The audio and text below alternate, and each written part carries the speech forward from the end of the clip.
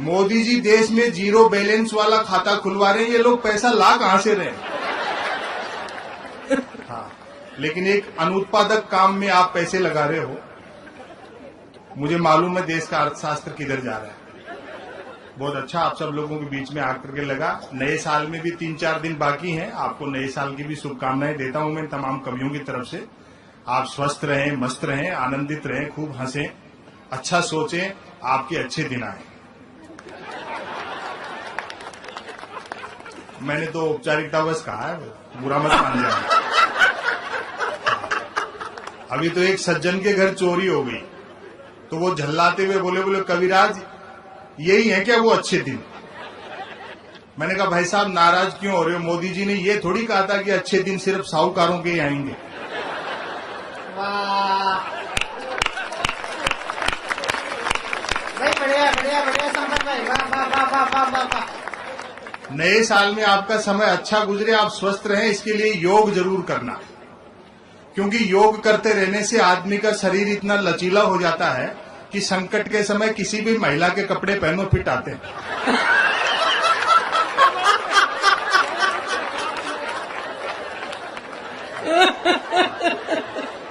हाँ।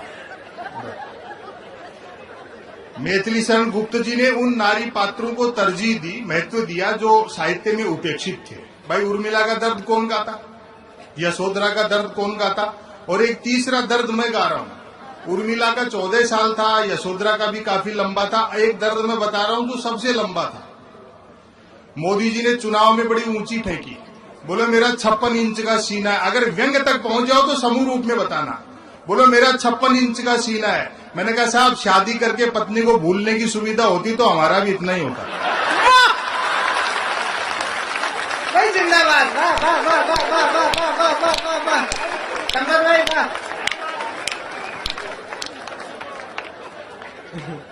आजादी के बाद देश में जो कुछ होना चाहिए था वो न होकर के जो नहीं होना चाहिए था वो हुआ, तो व्यंग्य पैदा हुआ। अच्छा मोदी जी भी क्या करें, वो कुछ कोशिश करते हैं, बीच में कुछ संसदीय सन्यासी लगे हुए हैं काम पे। वो लोग इतने गुस्से में रहते हैं कि जिसको मारने दौड़ते हैं कमंडल लेकर, गुस्से में उससे आगे निकल जाते हैं। जिन नौजवानों के कंधों पर चुनौतियां हैं, देश की, समाज की, दुनिया की, कैरियर की, परिवार की, एक निवेदन कर दूं, ये मीडिया के बंधु नेह के नाम पे देह का खेल कर रहे हैं अपनी टीआरपी के लिए, पैसा कमाने के लिए। कोई प्यार मोहब्बत जैसी बात नहीं। समय बदल गया, समा का स्थान ट्यूबलाइट ने ले लिया। परवाना जलने की गरज से जाता है तो छिपकली खा जाती है। देश के सामने कुछ चुनौतियां, एक तो ये मीडिया का जो रोल है ये बहुत जोरदार है। इस समय सब लग रहे हैं अपने धंधे में। आधे समय तो चैनलों पर नेता आते रहते हैं, आधे समय सांप बिच्छू भूत प्रेत, और हम लोग भी बड़े मन से देखते हैं चलो यार नेताओं से तो ठीक ही। एक चैनल कह रहा हमने स्वर्ग की सीढ़ियां लगा दी, दूसरा कह रहा हमने लंका ढूंढ ली या अयोध्या ही गले में फंसी पड़ी। ये टीवी चैनल वाले तो गरीबी के दृश्य भी तब तक नहीं दिखाते जब तक कोई स्पॉन्सर नहीं मिल जाता। पिछले 10-12 साल में इस इलेक्ट्रॉनिक मीडिया ने जो सबसे बड़ा अपराध किया वो ये, इस देश में जूते बनाने वाले भूखे मर रहे और जूते खाने वाले सेलिब्रिटी हो गए। वाह,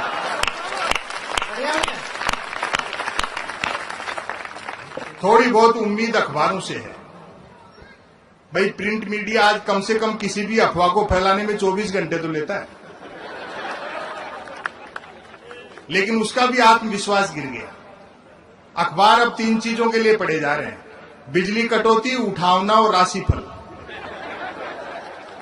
और रोज नए निकल रहे हैं। एक दिन जो अखबार के दफ्तर से 2 लोग आके बोले संपत सरल जी नया अखबार लॉन्च कर रहे हैं, आप भी ग्राहक बन जाओ, क्योंकि अखबारों का कोई पाठक तो बनता नहीं, ग्राहक ही बनते। 1 रुपए में 16 पेज, और जो मैंने जवाब दिया उसका आनंद लेना। 1 रुपए में 16 पेज। मैंने कहा भैया रुपया तो चाहे 1 की जगह 2 ले जाए, लेकिन 16 पेज खाली दे जाएगा। फिर मैंने रिसर्च करी इतने अखबार बिकते कैसे। अचानक एक दिन एक अखबार के दफ्तर से फोन आया, बोलो संपत सरल जी आज आपका नाम अखबार में छपा। मैंने कहा जी आपका अखबार कहाँ मिलता है? व्यंग तक पहुंच जाओ तो मोहब्बत देना। मैंने कहा जी आपका अखबार कहाँ मिलता है? बोले हमारा अखबार कोई होकर नहीं बांटता, जिस किसी का नाम छप जाता है दिन भर वही खरीद खरीद कर बांटता है।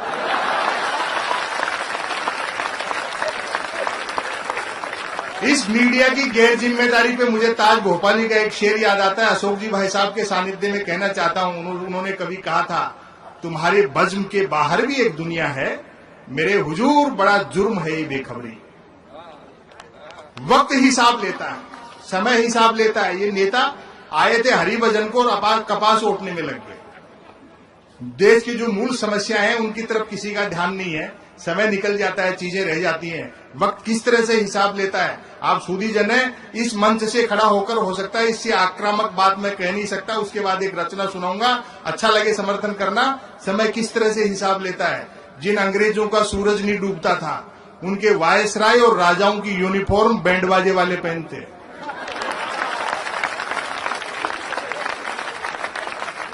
एक आदमी कुछ करना चाह रहा है, देश में कुछ बदलाव करना चाह रहा है, तो हमें उसका सहयोग करना चाहिए। उस आदमी को भी उसी लक्ष्य की तरफ ध्यान रखना चाहिए।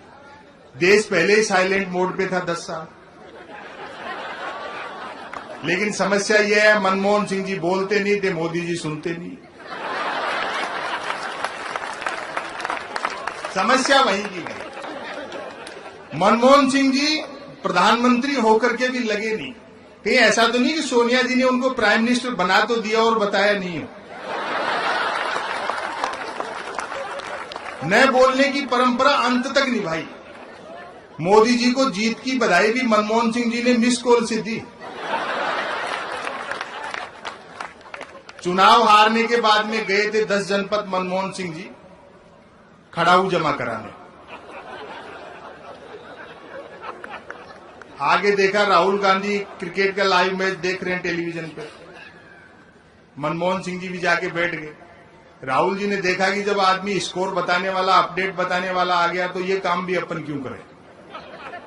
सो लेते, नींद आ गई। मनमोहन सिंह जी मन का चैनल भी नहीं देख सकते थे, क्रिकेट समझते नहीं, चैनल बदल नहीं सकते थे क्योंकि रिमोट सोनिया जी के पास था। राहुल जी की आधे घंटे बाद आंख खुली। देश कैसे चला 10 साल, आधे घंटे बाद आंख खुली राहुल गांधी की। उन्होंने पूछ लिया, मनमोहन सिंह जी गोल हो गया क्या? और तालियां तो मनमोहन सिंह जी के जवाब पे उठेंगी। बोले मनमोहन सिंह जी गोल हो गया क्या? मनमोहन सिंह जी बोले, राहुल जी आप भी कैसी मजाक कर रहे हो, गोल तो क्रिकेट में होता है।